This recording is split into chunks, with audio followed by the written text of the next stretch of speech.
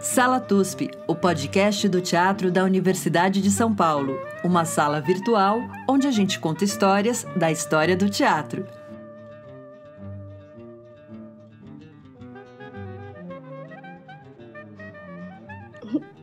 Então vamos lá? Sim. Ok. Olá, ouvintes do Sala TUSP, nossa sala virtual, onde a gente conta histórias das teatralidades brasileiras. Aliás, o termo teatralidades já gerou discussões aqui paralelas, e um dia a gente fala sobre isso. Mas estamos falando do teatro feito no país, comercialmente, profissionalmente, do teatro amador, do teatro de tradição popular. É disso que estamos falando. Eu sou Maria Tendlau, continuo no Butantã. Chico. Olá, ouvintes. Olá, Maria. Estamos aqui em Bauru, nessa terra inóspita, porém amigável. Sofrendo ainda. Já voltei a trabalhar presencialmente, mas hoje, por uma questão de ordem técnica, estou na minha residência, acompanhando esse podcast. Então, estamos juntos dos nossos animais domésticos, como sempre, dos nossos barulhos cotidianos. E hoje a gente está conectado com um lugar distante, muito bacana, Rio Grande do Sul, Santa Maria, com a Fabiana Siqueira Fontana. Fabiana Fontana. Olá, Fabiana. Olá, boa tarde, Maria, boa tarde, Chico. É uma alegria estar aqui hoje com vocês. Aqui faz uma linda tarde de primavera, então, apesar de eu sempre julgar a cidade com um clima inóspito, hoje a gente tem um belo dia, que é sempre uma oportunidade incrível para estar falando, discutindo sobre o teatro brasileiro, né? A nossa grande paixão. Que bom, querida. Estamos muito felizes. A gente hoje está cumprindo uma promessa e um desejo profundo, que é poder falar de uma pessoa essencial para o teatro no país, que é o Pascoal Carlos Magno. Então, eu vou apresentar a Fabiana e a gente vai conhecer um pouco aí dessa figura importantíssima. A Fabiana, ela tem graduação em Artes Cênicas pela Universidade Federal do Rio de Janeiro, mestrado pelo Programa de Pós-Graduação da Universidade Federal do Estado do Rio de Janeiro e doutorado em Artes Cênicas também pela UFRJ. Formada em Arquivologia, eu achei isso maravilhoso, pela Universidade Federal Fluminense e é professora da Universidade Federal de Santa Maria, no Departamento de Artes Cênicas. Ela é autora do livro Teatro do Estudante do Brasil, de Pascoal Carlos Magno, e é uma das organizadoras de arquivos e coleções privados, SEDOC Funarte, Guia Geral, ambos publicados em 2016 pela Funarte. Tem experiência na preservação de acervos teatrais, é por isso que eu achei incrível, porque falamos bastante disso e é um assunto de enorme relevância. E como pesquisadora, se dedica a questões relativas à memória e história do teatro brasileiro, com ênfase exatamente no patrimônio documental das artes cênicas e no movimento amador.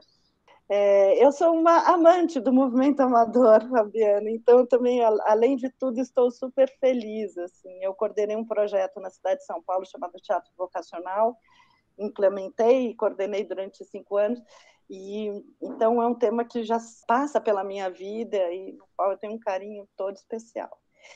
Então, nós vamos falar do Pascoal Carlos Magno. Assim, de cara, para apresentar ele, lendo na sua tese, tem uma coisa incrível, na verdade, que é o seu Nicolau, pai do Pascoal Carlos Magno. Conta um pouco da história da familiar do Pascoal, porque, ao contrário de outros, como Alfredo Mesquita, enfim, que vieram de uma elite intelectual, o Pascoal não, ele é de uma origem bastante simples, né? Como é que é essa história dele se aproximar das artes? Pois é, você sabe que está aí alguns dos mistérios que a gente também não soube tão bem resolver quando a gente vai andando para trás e tentando descobrir um pouco da biografia do Pascoal. Existem muitas lacunas até hoje na biografia do Pascoal, mesmo tendo...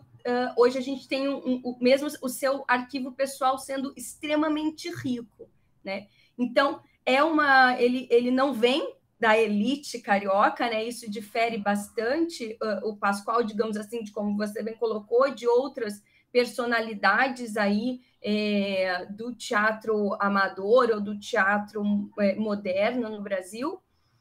E ele, na verdade, ele se torna poeta. E ele é um amante, assim, das artes, né? Claro que ele sempre vai ter que conciliar isso com a sobrevivência e depois, consequentemente, com tanto com a morte do seu pai, ele se torna um pouco o esteio da família. Então, isso sempre vai ter que ser conciliado na vida do Pascoal, no entanto, que ele se torna, no futuro, um diplomata, justamente pelas questões econômicas aí que são presentes na sua vida.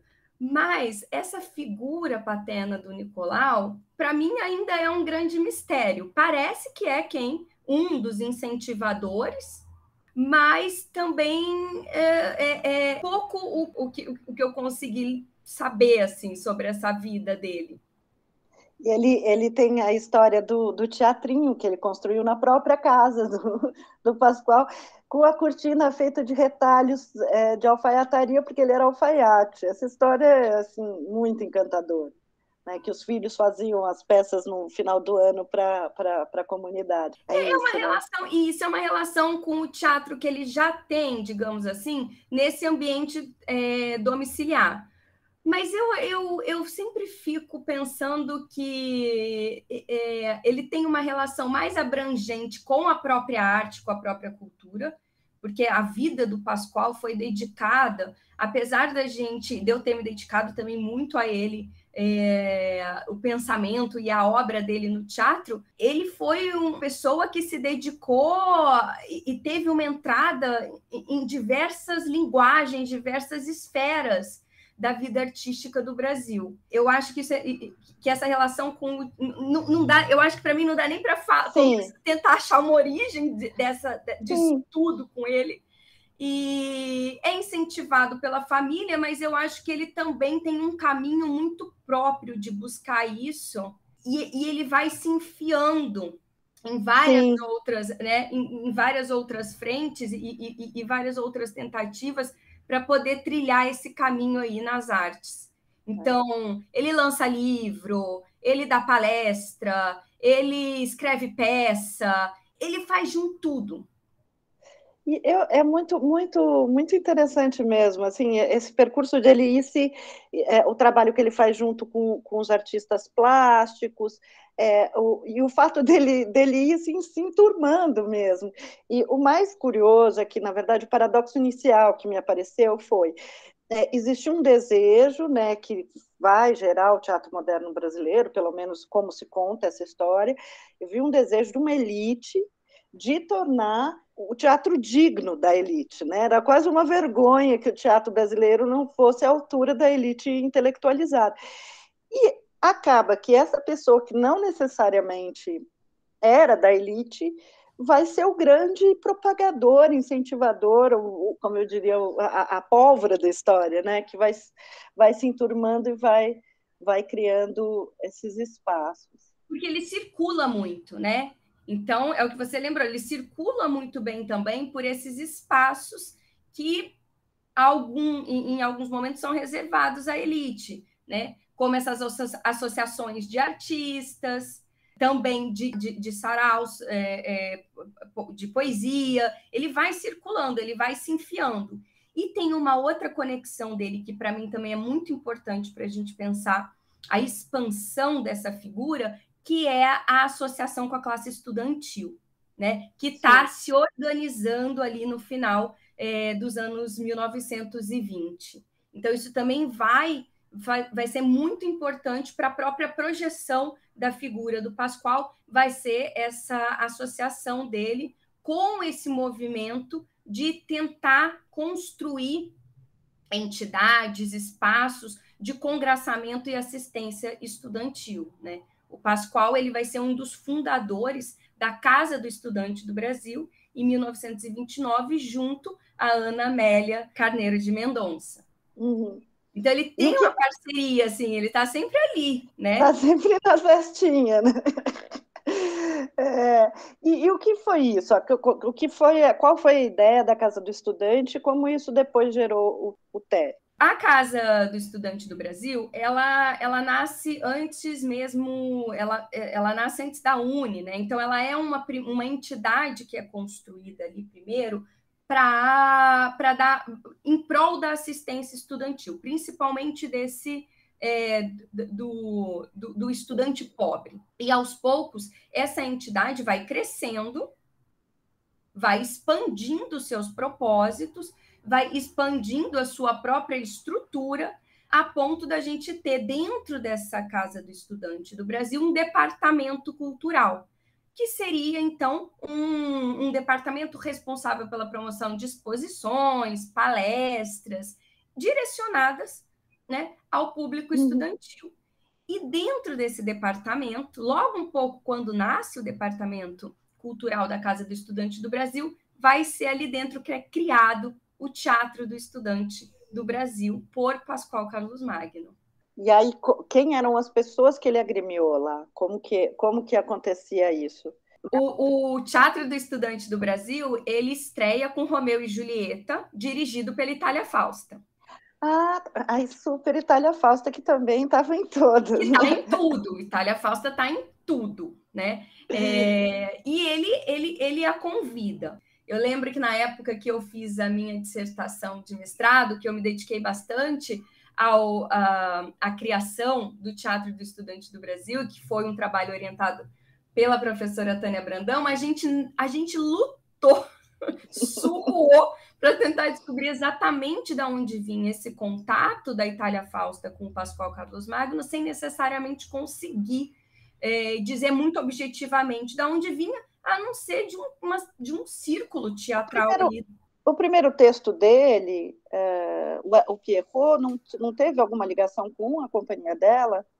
Não, era outra pessoa. Não, ele é o Jaime Costa, que monta esse texto. Então, antes dele criar o Teatro do Estudante do Brasil, ele tenta fazer duas incursões assim no teatro profissional. Ele escreve uma peça que é montada pelo Jaime Costa e ele também escreve uma revista que é montada pela Otília Morim. E nenhuma dessas duas experiências, digamos assim, tem lá muita projeção, faz muito sucesso. Ele também, antes de montar o Teatro do Estudante do Brasil, ele participa, ele tem um contato com o teatro do Renato Viana e também do Álvaro Moreira. Então, ele tenta circulava. Isso, ele circulava. Então, quando ele monta, né, quando ele cria o Teatro do Estudante do Brasil, ele já está imbuído de todas essas experiências e, consequentemente, de todos esses contatos e entrada. Ele não é um desconhecido no cenário intelectual e mesmo teatral, né? Só que ele faz isso também com respaldo da Casa do Estudante do Brasil, institucional da Casa do Estudante do Brasil. Ele tem esse alicerce. E a Casa do Estudante do Brasil tem uma grande projeção aí, principalmente no Rio de Janeiro, e juntamente com a esfera do poder público. E como que é essa relação, que é a relação que o Getúlio tinha de proximidade com o teatro, vai ser uma influência importante, né? E essa parceria com relação ao governo provisório do Getúlio, em que ele teve presente fazendo projetos, pensando exatamente num projeto de educação e cultura, não é? A gente pode dizer ali que não é o projeto do Pascoal não é um projeto encampado pelo governo, mas recebe, digamos assim, o aval ou mesmo o incentivo.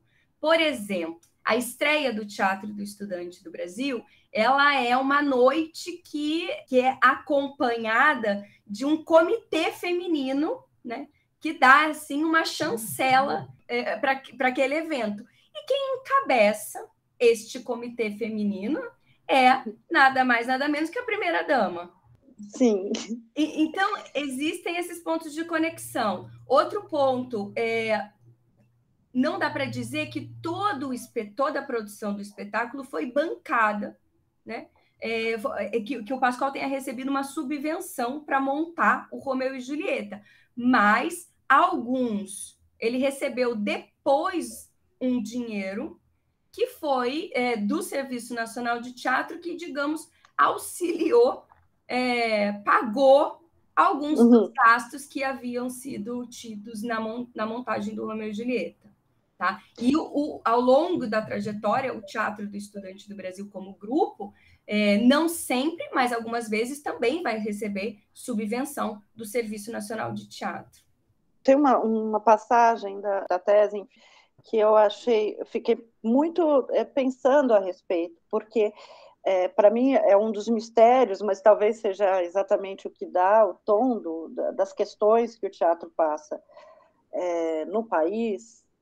Teatro, vamos dizer, o teatro mais experimental, mais contemporâneo, um teatro de arte, né?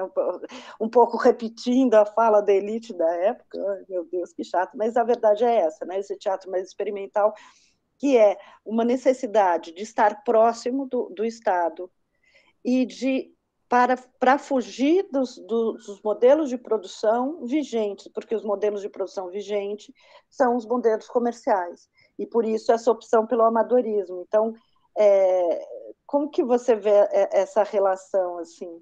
É muito interessante também a gente pensar o que é esse amadorismo associado ou um pouco aí colado nos deveres do Estado em relação à cultura. Porque isso, a gente tem esse amadorismo, que o Teatro do Estudante do Brasil é um grupo amador.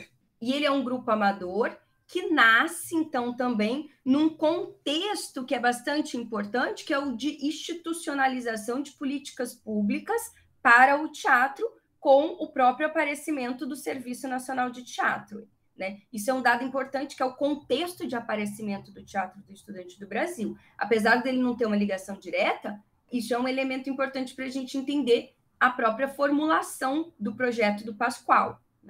Então, eles têm uma ideia de criar um teatro amador que seja um teatro de arte, um teatro que venha aí revigorar ou, pelo menos, alterar algumas ideias, algumas formas de produção da cena teatral em vista de uma oposição a um teatro comercial, a um teatro profissional, a um teatro do entretenimento. E, para isso, claro, eles vão dizer que é necessário o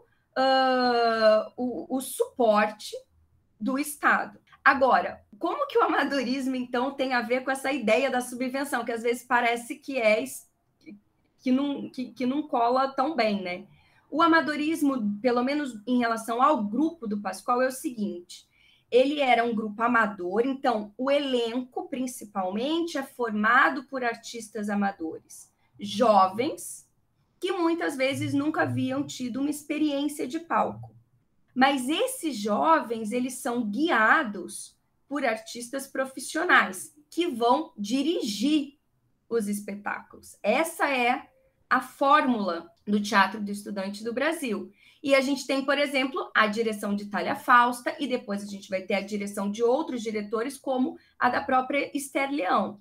Essas artistas, elas recebem. Né? Outra coisa que também é custeada no interior é a produção de cenário, figurino e, inclusive, de artistas que vão trabalhar nessas funções. Então, o amador caracteriza principalmente o elenco. E eram os amadores estudantes. E, geralmente, eram os amadores estudantes. Isso aí vai dar polêmica. Essa questão de quem são esses atores. São sempre estudantes? Porque chegou uma hora que a própria classe estudantil, muitas vezes, houve algum pequeno confrontozinho com a própria UNIC, mas espera aí, um teatro do estudante que não é gerido ou não tem só estudante, e aí o Pascoal ele vai dizer que o teatro do estudante dele é formado, um elenco, os estudantes são os que estudam teatro. Então, não necessariamente precisaria ser alguém que estaria vinculado, né, a uma formação, assim, né, na escola ou na faculdade. Né? Então, ele amplia, ainda que grande parte do elenco dele seja de estudante no sentido mais estrito da palavra. E ele tinha a dimensão, agora pensando, estou viajando aqui na história, ele tinha a dimensão do embate estético da coisa? Quer dizer, ou ele, na verdade... Porque ele faz incursões iniciais no teatro comercial, ele só não ganha visibilidade, porque ele é muito lírico, né? Não dá para o teatro ligeiro. E é isso até curioso, porque a gente, quando pensa em experimentalismo, pensa em radicalismo. Na verdade, talvez o fora de tom dele fosse o lirismo, né? O fato dele ser poeta.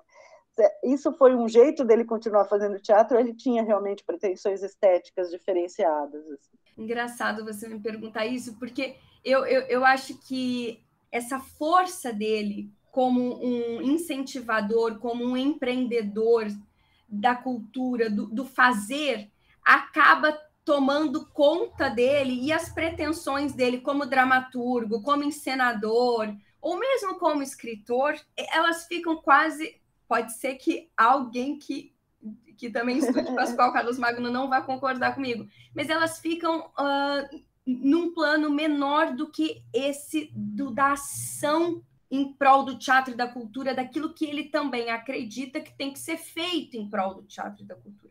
Então, esse teatro do Estudante do Brasil, ele nasce... Então, ele tem um aspecto político também, de que, para ele, aquilo é um instrumento de elevação cultural da nação. Ele vai falar isso várias vezes. Né? Então, ele tinha o nacionalismo como também... O nacionalismo daquele momento, né? De construção de uma nação... Isso, nesse lugar o nacionalismo, né? Da gente pensar o nacionalismo Sim. Nesse lugar, da construção da nação, do desenvolvimento dessa nação. E ele é um exemplo de gestor cultural, na verdade, né? Assim, ele tem uma coisa de gerir a cultura, não estou falando de dinheiro, só estou falando de articulação, né? Com certeza. Não, mas os aspectos econômicos também são fundamentais para a gente discutir todo esse projeto, né? Porque uma das coisas que eu acho muito interessante, não só em relação ao Teatro do Estudante do Brasil, mas a outros empreendimentos do Pascoal que vão surgindo dessa própria experiência, é que ele é uma pessoa que consegue articular, seja lá o que for, para poder realizar aquilo a sua ideia, a sua ação. Ele é um grande realizador. E claro que isso envolve aspectos econômicos no âmbito da cultura. Né? Não basta ter uma boa ideia. Pascoal não tinha só boas ideias. Ele realizou muita coisa. Ele realizou alguns empreendimentos que são ainda comoventes. E a gente está falando que ele realizou isso ali em meados, na primeira metade do século XX. Ainda em vista de um ideário, de algumas demandas que a gente hoje ainda está se batendo por elas em torno do teatro. Exemplifica para a gente, Fabiana. Claro, por exemplo, o Teatro do Estudante do Brasil foi o grupo dele, né? Então, ele criou esse grupo, só para não ficar tudo muito perdido, ele criou esse grupo. Esse grupo funciona de 1938 a 1952, claro que com intervalos, né, entre as produções, e a grande ação desse grupo é promover espetáculos, às vezes alguns cursos, tá.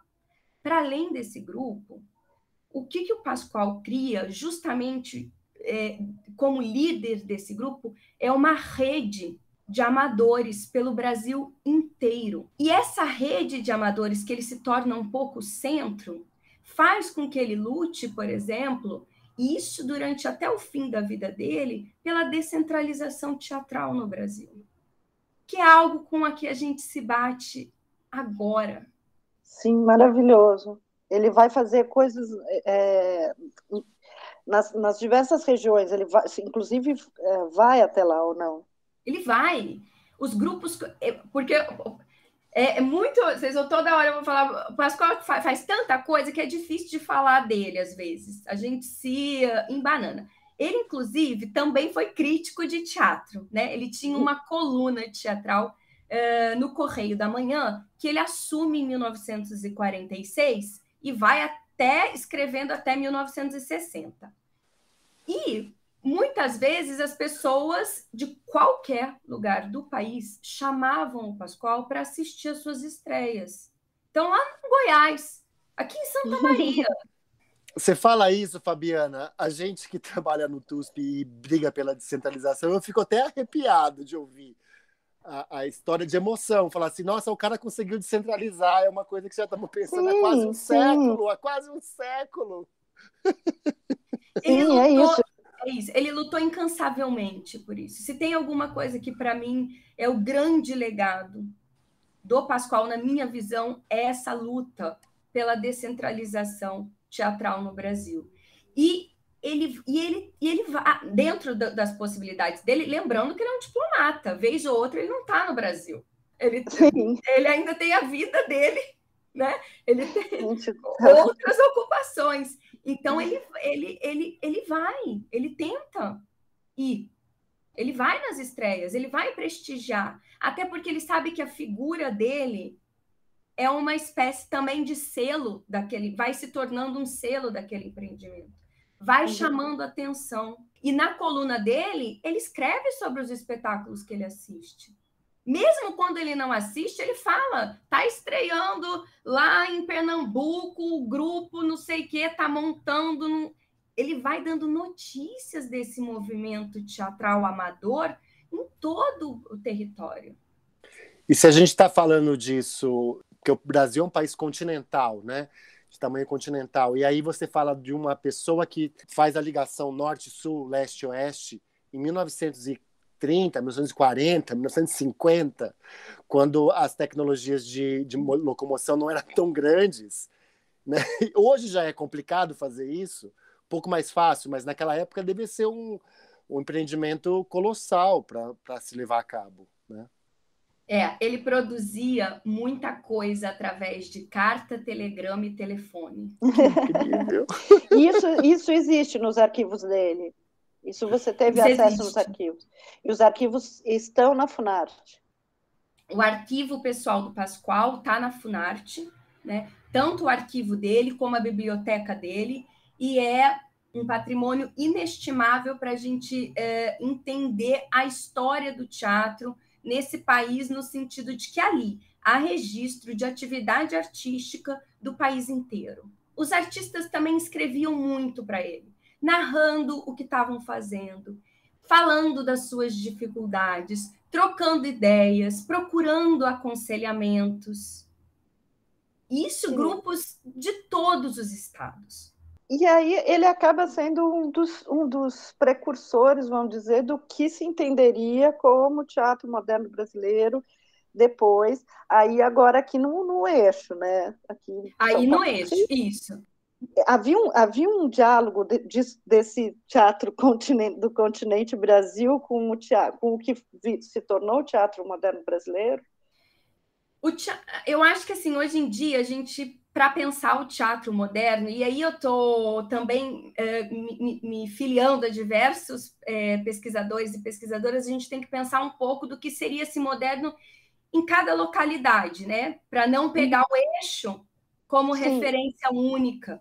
Sim. Mas para pensar que o teatro do estudante do Brasil isso aí quem fala é a Tânia, e eu peguei carona e endosso, também para mim é um marco ali do teatro brasileiro moderno, um aparecimento do teatro do estudante do Brasil, né? O teatro do estudante do Brasil, que é o grupo, o que o Pascoal ali dentro ele vai fazer? Ele vai tentar montar um repertório. O teatro ele vai estar, a sua experiência de teatro vai estar fundamentada principalmente numa mudança de repertório. Ele quer montar os clássicos da dramaturgia ocidental ou da dramaturgia moderna e alguns clássicos da dramaturgia brasileira. Ancorado nessa ideia de mudança de repertório está uma mudança da própria classe teatral, da própria classe de atores, chamando esses novos atores, esses atores amadores, esses atores estudantes, e um cuidado maior, digamos assim, com a elaboração da cena, com a ideia mesmo da introdução do diretor teatral, da diretora teatral no país. Então, isso é um pouco o ideário do teatro do estudante do Brasil. As experiências, os espetáculos, por exemplo, só para ter uma ideia do repertório dele, ele é considerado o grande redescobridor de Shakespeare no Brasil. Então, depois ali de algumas tentativas do João Caetano, de alguns outros grupos, foi o Pascoal, no Teatro do Estudante do Brasil, e outros grupos amadores que põem Shakespeare nos palcos brasileiros a partir de montagens nacionais, ou seja, de grupos e companhias, né, nacionais. Então, ele monta muito Shakespeare, ele monta José de Alencar, ele monta Gonçalves Dias, que mais? Ele monta Estela Leonardo, Eurípides, Sófocles, ele monta essa gama aí de textos. E essas montagens ocorrem principalmente no Rio de Janeiro. Ele consegue viajar com algumas, né? Ele também se apresenta em São Paulo, em Campinas, e a última, digamos assim, o grande último evento do Teatro do Estudante do Brasil, que para mim particularmente é emocionante, ele faz uma excursão pelo Norte e pelo Nordeste, levando o seu grupo. E aí ele vai levar o seu grupo, e para ele levar o grupo dele não é necessariamente ir levar os espetáculos, mas é ir levar esse ideário, que é do teatro amador, do fomento da prática teatral e, no caso do contexto do moderno, de uma prática teatral orientada, digamos assim, mais cuidada, aprumada, né, em termos dessa ideia de encenação e desses textos clássicos, ou dessa dramaturgia moderna. Então, ele chega no Norte e Nordeste e, para ele, o grande sentido dessa excursão é o incentivo à prática teatral. Porque descentralização teatral para Pascoal não é levar espetáculo do eixo para os outros lugares. Descentralização teatral para Pascoal é o fomento da prática teatral em todas as localidades do país. Nossa, eu estou emocionada mesmo, assim, é sério. Eu tenho um coração fraquinho, eu me emociono fácil, mas estou emocionada. E qual era o repertório que circulou? O repertório que circulou Peraí, deixa eu fazer a minha colinha, que eu não lembro. Olha, ele foi com Martins Pena, Eurípides, Sófocles, Ibsen e um espetáculo infantil do Pernambuco de Oliveira e do Pedro Veiga, que é a Revolta dos Brinquedos, que também é um texto bastante encenado na década de 40 e 50. Maravilha. Eu imagino o impacto que isso teve nos locais por onde passou, né? Porque essa época é uma época em que a TV não era... Bom, ela era difundida para as classes altas, né? Mas o acesso à cultura das classes mais baixas, ele era um pouco mais restrito, e de repente nem tinha, né, em algum momento. O estrondo que isso causou, né? Mas ele circula nas capitais, principalmente. Ele circula, principalmente não, estritamente nas capitais, até porque, né, a gente está falando de uma excursão que acontece em 1952. A gente imagina como é que ia fazer isso em 1952. Mas, mesmo assim, existem alguns lugares que ele recebe uma devolutiva que é a primeira vez que estão vendo um espetáculo, por exemplo, Sim. infantil mesmo ali, que está sendo dado para aquela população. Com isso surgiram vários grupos, eles conseguiram um intento de fato difundir a ideia da prática teatral. Tem relatos em relação a isso? Existem alguns grupos dessa campanha, principalmente no Norte e no Nordeste, existem alguns grupos que ressurgiram com a visita deles, alguns que foram criados, mas existiram lugares que existiam cidades, como por exemplo Pernambuco, que já tinham grupos amadores muito fortes. Né? Sim, tem o TEP de Pernambuco, que existe até hoje. Não existe? E o TAP tinha ali, né? Tinha esses dois. É o TAP ou o TEP, eu não sei, eu sempre erro a sigla. Eu assisti uma opereta desse grupo há uns 10, 20, acho que 20 anos atrás. Também chorei, porque era muito emocionante. Não era exatamente bom, porque era uma opereta, mas era tão demais, era tão teatro, era demais, era demais. Que Lá massa. tinha isso. Então, dependendo do lugar que eles passam, o impacto é um. Às vezes, por exemplo, em Pernambuco, que a gente já tinha 2 grupos firmados, é exatamente o congraçamento entre esses artistas, o intercâmbio entre eles, né? Que isso é outra coisa fundamental no pensamento do Pascoal. O Pascoal não era só importante que as pessoas fizessem teatro, mas que elas pudessem se reunir para um assistir o outro e para trocarem sobre teatro, que é outra coisa que ele vai criar, que a gente pode falar também, que é sobre os festivais nacionais de teatro do estudante. Mas, só para encerrar essa questão da excursão do Pascoal, do Teatro do Estudante do Brasil, pelas capitais do Norte e do Nordeste, ele também vai botar a boca no trombone para dizer da infraestrutura desses locais em relação ao teatro. Então, ele vai brigar pelo concerto de teatro, pela manutenção de edifícios teatrais. E na volta, ele vai dizer e vai voltar e vai falar abertamente no jornal, endereçando uma mensagem ao Serviço Nacional de Teatro, que o Serviço Nacional de Teatro que tinha que fazer era ajudar no fomento, ajudar os grupos amadores do Norte e do Nordeste. E não ficar dando dinheiro, Pascoal tinha, às vezes ele não tinha, esse povo não tinha muita papas nas línguas, né? Principalmente na década de 40, 50, 60, tem um debate gostoso nos jornais sobre teatro, eles falam o que eles querem. Que o SNT, então, ele vai falar, não tem que ficar dando dinheiro para as companhias cariocas circularem. O que o SNT tem que fazer é dar instrumentalização e subsídio para os grupos dos estados. Ele chamava os amadores dos estados. Olha só. E os festivais? Falemos dos festivais. Os festivais... tá aí também um assunto que precisa ser estudado com bastante calma, assim.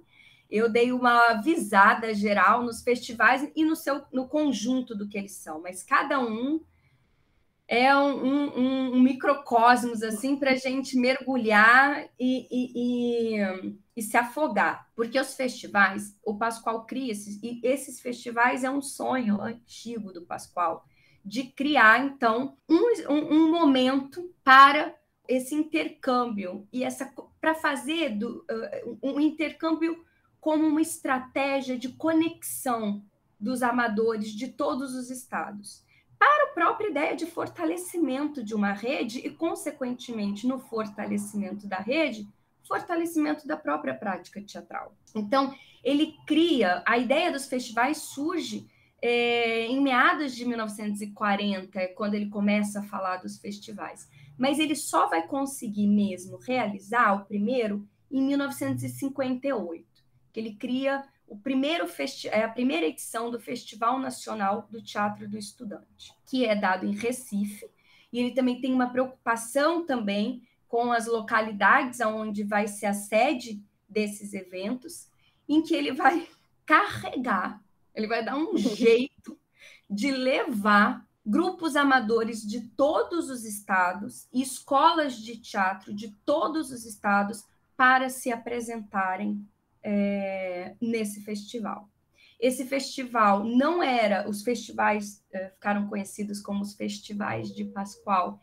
Eles não eram só um evento dedicado à apresentação dos grupos amadores, mas também existiam palestras, existia curso, exposição, existia uma gama de atividades que também tentava aí dar conta um pouco da instrumentalização dos artistas amadores e desses artistas estudantes de teatro, que são a grande preocupação do Pascoal Carlos Magno, porque ele via que ali era ali estava um movimento que deveria ser incentivado para o próprio desenvolvimento do teatro no Brasil. O mais louco é que se a gente hoje chega numa qualquer gestão cultural e fala, vamos fazer um festival para trocas, vamos fazer as pessoas se conhecerem, um tem que assistir o outro, vamos juntar país. Uns anos atrás, junto com o Itaú Cultural, a gente fez uns encontros chamados Próximo Ato, e que eram, enfim, incríveis os encontros que aconteciam. A gente fez em cada região, com grupos teatrais, né? E tudo parece, né? Estamos chegando agora, essa ideia é muito nova. Nada, a gente não achava que era ideia muito nova, mas é incrível pensar que, gente, isso já tinha sido pensado. E tinha essa pessoa gloriosamente louca de ter essa energia para fazer isso, tudo, né? Isso eu estou falando dos festivais do teatro, porque o Pascoal ele tem outros projetos extremamente também audaciosos, como os encontros de escolas de dança do Brasil. E ele também tem 2 outros projetos que também, esses também já foram mais estudados, que é a Caravana da Cultura e a Barca da Cultura, em que ele busca justamente isso. A ideia, ao fim e ao cabo, ele juntava os artistas e sempre tem uma preocupação com que esses artistas não sejam apenas de um lugar do país, para levar, digamos assim, cultura, levar a arte aonde ela, por exemplo, não chegaria. A barca é um grande exemplo. Então, ele vai circular com uma barca pelas populações ribeirinhas para levar teatro, música, exposição. Que pessoa incrível, que pessoa incrível. Eu fico me pensando que horas ele fazia o trabalho oficial dele. Porque fazer a produção de festival assim é uma vida toda que você pensando na diplomacia, e estamos num momento que a gente precisa entender o que é nacionalismo, eu acho.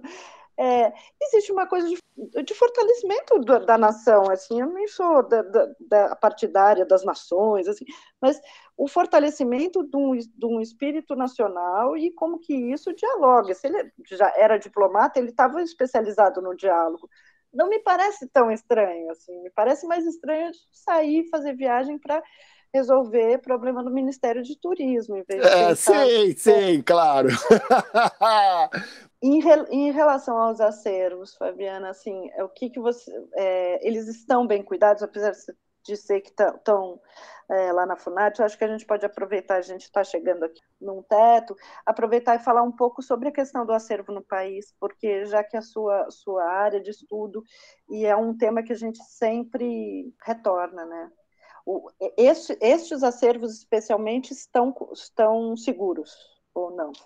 Estão no sentido de que existe uma instituição que tem uma responsabilidade pela gestão desse patrimônio, né? É claro que nada parece que está muito seguro ultimamente, né? Sim. Justamente quando as instituições estão em crise ou são atacadas, ou, digamos, enfim, a gente vive um momento um pouco... um tanto quanto difícil, né? Uhum. E, por exemplo, as últimas notícias que circulam a situação do Centro de Documentação e Informação da Funarte também não são muito animadoras, né? Mas eles estão lá, né? E eles são acessíveis ou não são acessíveis? Eles estavam acessíveis, né? O que acontece é que, claro, a gente teve aí uma paralisação das entidades de custódia no sentido de acesso, dificuldade de dar acesso por conta da pandemia, e há pouco tempo o Centro de Documentação e Informação da Funarte foi também fechado por conta do que vem a ser dito das questões de estrutura, né, da situação do prédio. Atualmente, eu não sei o quanto que todo esse material está acessível, mas eu sei que o SEDOC Funarte está fazendo atendimento remoto, né? Certo. Isso. Mas hoje o centro está passando aí por uma situação tanto quanto instável na busca por um novo local, né? Uma nova sede. do Capanema, ele é no Capanema? Ele não é no Capanema. O SEDOC Funarte, ele funciona num prédio na rua São 50, no centro do Rio de Janeiro, e agora estão aí havendo esforços, ou né, há uma demanda para que se encontre uma nova sede para o Centro de Documentação e Informação da Funarte, que é fundamental a gente ter um espaço apropriado para a guarda desse material. Esse é o problema central na gestão do patrimônio documental e da memória documental das artes cênicas no Brasil. E o SEDOC Funarte é uma entidade de referência. E ele tem capacidade para acolher novos acervos, porque o que a gente mais ouve aqui é alguém precisa salvar o acervo tal, alguém precisa, não tem guarda, a família não pode mais cuidar, enfim. Eu não sei te responder hoje se ele está recebendo ou não. Eu trabalhei um tempo, né? Mas já estou um tanto quanto afastada do SEDOC Funarte, no sentido de estar sabendo todas as rotinas administrativas. Porém, essa questão da onde colocar, o que fazer, é um grande problema, que é o problema da gestão do patrimônio documental do teatro no Brasil. Eu estou falando do teatro porque é a parte que me cabe, né? Sabemos que não só do teatro, mas já que aqui é sobre teatralidade. Isso, que é a parte também que me cabe a defender e a qual eu sou ligada. É fundamental que a gente estenda os esforços e os debates sobre a preservação da memória documental, né? Porque a gente tem muita coisa, a gente já perdeu muita coisa, e a gente pode continuar perdendo. Não, às vezes eu tenho a sensação que também corre-se o risco de uma dispersão desses acervos, né? Assim, eu sei que a ECA recebe alguns acervos, muitas pessoas vão atrás, por exemplo, do Itaú, que daí já é uma gestão privada, porque eles têm dinheiro, efetivamente, para cuidar, e tem dentro da USP outras possibilidades, na Brasília, mas é quase como se fosse o guarda-chuva que está sobrando, vai lá e bota o acervo lá, entendeu? Parece que não há um pensamento geral sobre, não, a gente precisa ter no mesmo lugar, aqui o Pascoal, não no mesmo lugar centralizado para que as pessoas não tenham acesso, mas um lugar onde se ache, né? Tá lá o da Dulcina, tá lá o do Flávio Império, tá lá, enfim.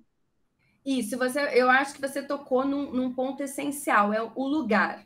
Porque muitas vezes hoje, até com o avanço da internet, das plataformas digitais e tudo mais, a gente tem uma sensação que não precisa mais de lugar, né? Que a gente digitaliza tudo, joga na rede e tá tudo salvo, tá tudo disponível. Não, isso é uma grande ilusão, né? A preservação do patrimônio, ela depende de um lugar físico, ela depende de um lugar que possa acolher esse material, pessoas competentes, e competentes que eu digo é que estejam ligadas às questões técnicas que envolvem um tratamento de acervo, e tratamento de acervo também na especificidade do teatro, né? E, além de tudo, também recursos, porque preservação também não se faz só com boa vontade. Sim. Fundamental essas três, digamos assim, esses três elementos, né? Pessoal, infraestrutura e orçamento e recursos, né? Então, a gente tem um grande desafio para trabalhar com isso. E é sempre bom eu acho, a gente pensar sempre em várias possibilidades. Então, as instituições, né, as chamadas, antigamente a gente chamava as vinculadas do MINC, né? As instituições, elas existem, precisam desenvolver o seu papel na preservação, com certeza, mas elas não podem ser pensadas como os únicos agentes, né? Sim. Fico sempre pensando o quanto que a universidade também pode se envolver nessa missão, sim, né? Para além da universidade, para além das instituições federais de cultura, quem mais a gente pode acionar ou convocar nessa missão com a responsabilidade que ela exige, né? Porque, existe uma questão que é da ordem de entender também o que é um patrimônio público.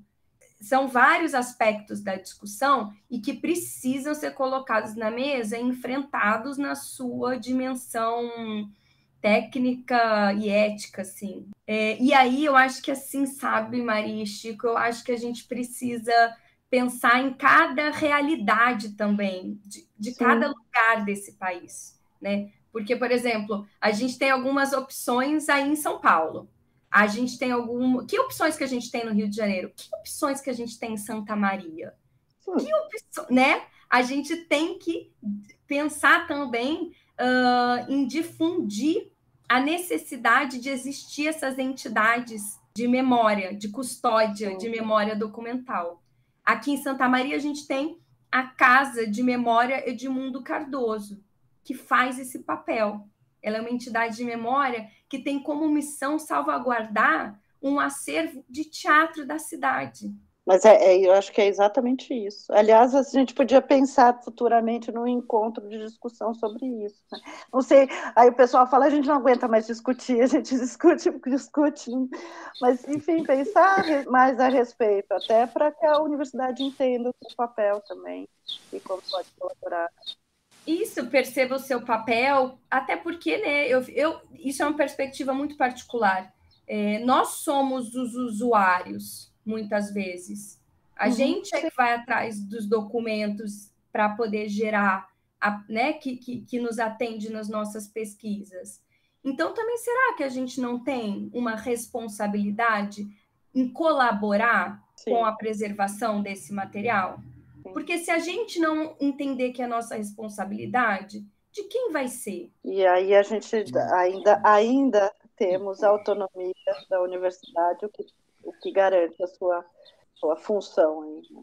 Mas é uma ótima pergunta essa, viu? Retumba pelos corredores aqui. Ecoa, pelos rincões do país. Gente, assim, o que eu posso desejar é a vinda para esta dimensão de mais e mais Carlos Magnos possíveis. Talvez, não sei se alcancem a energia que ele tinha, mas a gente precisa de muitos Carlos Magnos. E preciso dizer para todos, aqui do eixo Rio-São Paulo mesmo, não precisa nem ir longe, que Pascoal Carlos Magno não é uma sala do teatro lá no Bexiga, não é só a casa que fica lá em Santa Teresa. Esse homem, ele é a base do teatro do país. Fabiana, super, super, super obrigada, viu? Incrível falar com você. E incrível falar com Santa Maria também. Queria também agradecer muito e falar como é gostoso ouvir uma pessoa que fala de um tema como esse, como você falou, com tanta paixão e tanto didatismo ao mesmo tempo. Porque, apesar de vocês estarem ouvindo com um podcast, a gente está vendo aqui ela ao vivo, a gente vê nos olhos dela o brilho e a paixão pelo tema. Isso é muito inspirador. Imagina, eu que agradeço a oportunidade de falar sobre o Pascoal e no finalzinho ainda de fazer ecoar aí as minhas preocupações, eu estou falando as minhas, mas que não são só minhas, que são de tantas pessoas que lutam de forma muito árdua pela preservação do patrimônio e da memória documental do nosso teatro, que é fundamental para que a gente possa conhecê-lo e produzir conhecimento sobre ele, que é essencial para a gente se entender como Brasil, seja lá o que isso significa.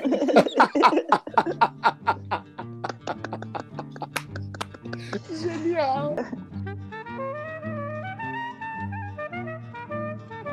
Esse foi o Sala TUSP. Sala TUSP, o podcast do Teatro da Universidade de São Paulo.